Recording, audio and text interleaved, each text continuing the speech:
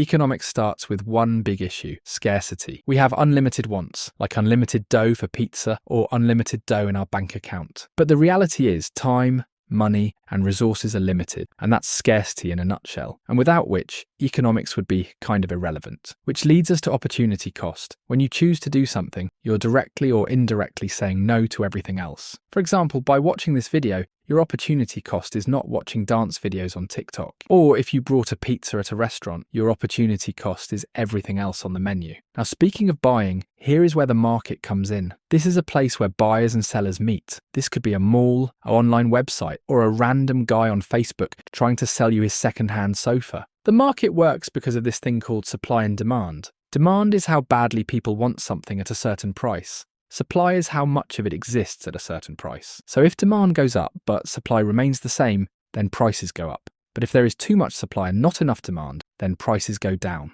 This can also be explained through price elasticity, which measures the impact on quantity demanded when the price changes. In other words, how sensitive buyers are to changes in price. If a small price change causes a big change in demand, that means the product or service is price elastic. If a big price change causes a small change in demand, that means the product or service is price inelastic.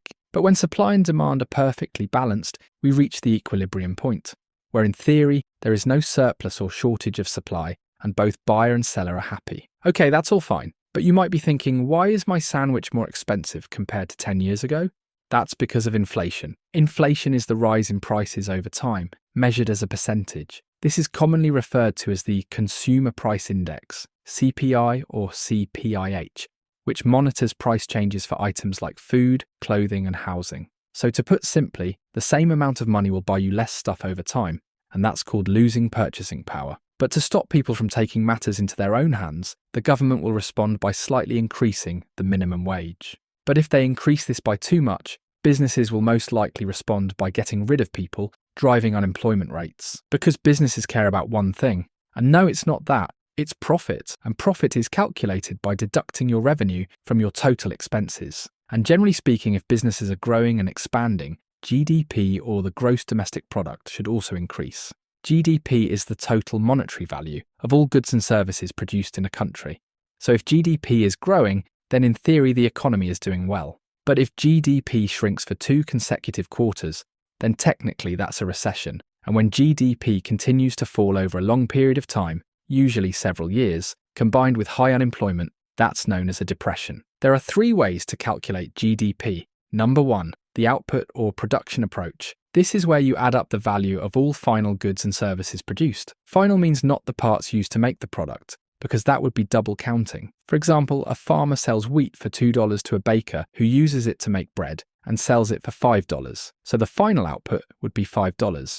Number 2, the income approach, where you add all income earned from wages, property, interest, and company profits. And number 3, the expenditure approach, the total a country spent, which is put into the following formula: C plus I plus G plus X minus M. C is consumption, people buying stuff. I is investments, businesses buying stuff to expand. G is government spending on things like new roads, schools, or hospitals. X is exports, stuff we sell to other countries. M is imports, stuff we buy from other countries. Exports add to GDP while imports subtract, because GDP is a measure of what was made here, not what was brought from others, hence X minus M in the formula. But a high GDP doesn't necessarily mean a high standard of living. That's where GDP per capita comes in, which is your total GDP divided by the total population to give you the average economic output or income per person. So if GDP is generally a good thing, we should just let businesses get as big as possible, right?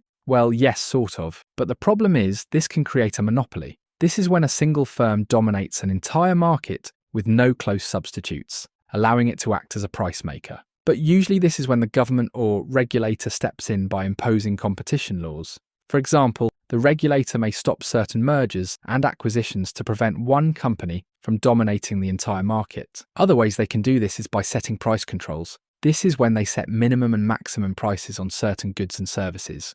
For example, price ceilings on gas and electric, or price floors on agricultural products to better support farmers. Another way is by providing financial assistance through subsidies, which is quite common in sectors like green energy and agriculture. And speaking of farmers, let's talk trade. The food on your plate probably wasn't all grown in your country, and that's where international trade comes in. Your bananas probably came from Ecuador, your coffee probably came from Brazil, and the olive oil on your salad probably came from Spain. And this is known as a country's competitive advantage, meaning countries double down on what they're good at and export it to other countries at scale. But for everything else they're bad at, they'll import it from someone else. This two-way flow of imports and exports is essentially international trade and globalization in a nutshell. But some countries may add on tariffs.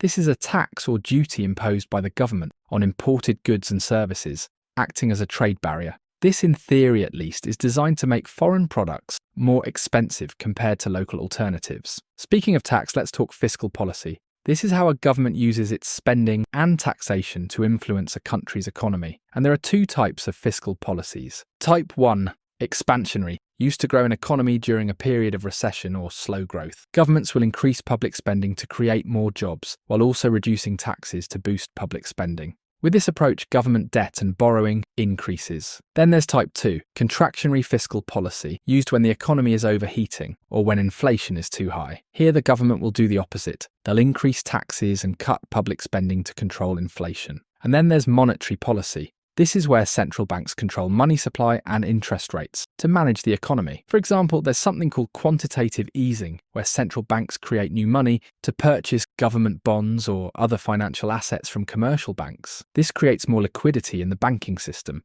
leading to lower interest rates, hence encouraging more people to borrow and spend. But if central banks wanted to slow down the economy, they would do the opposite by increasing interest rates and reducing the money supply. Okay, so I mentioned government bonds. Think of this like a promise from the government. You're effectively lending them money, and they'll promise to pay you back by a certain date, which is also known as the maturity date. And along the way, they'll throw in regular interest payments, also known as coupons. But why do governments need to borrow money from the public through bonds? Well, it's mainly to cover budget deficits. A budget deficit is when the government spends more than it receives in taxes, whereas a budget surplus is when they spend less than they've received. But that's pretty rare. So when the public spends and borrows, it helps boost the economy. And traditional economics assumes humans are rational and logical when it comes to making decisions about money. But there's a branch of economics called behavioural economics, which thinks otherwise. It states that when it comes to money, humans are driven more by emotions than logic. And that's why we overspend, don't save for retirement,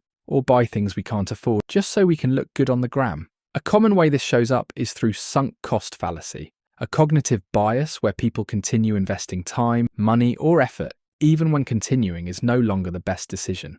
For example, continuing to watch a boring show just because you've already seen the first few episodes. All concepts discussed so far fit into a larger economic system: capitalism, socialism, or communism. Capitalism: private ownership, free markets, minimal government intervention. Great for innovation, but can lead to inequality and monopolies. Socialism: collective ownership and wealth redistribution. Greater equality, but not so great at rewarding individual effort. Communism: no private ownership, full state control. In theory, eliminates gap between rich and poor, but can lead to shortage in essential goods as no free market for trade. In reality, most countries have a mixed economy, free markets with some level of government intervention. And that, in a nutshell, was a 3-year economics degree in under 9 minutes. And to become a certified finance bro, hit the subscribe button, and I'll see you in the next video.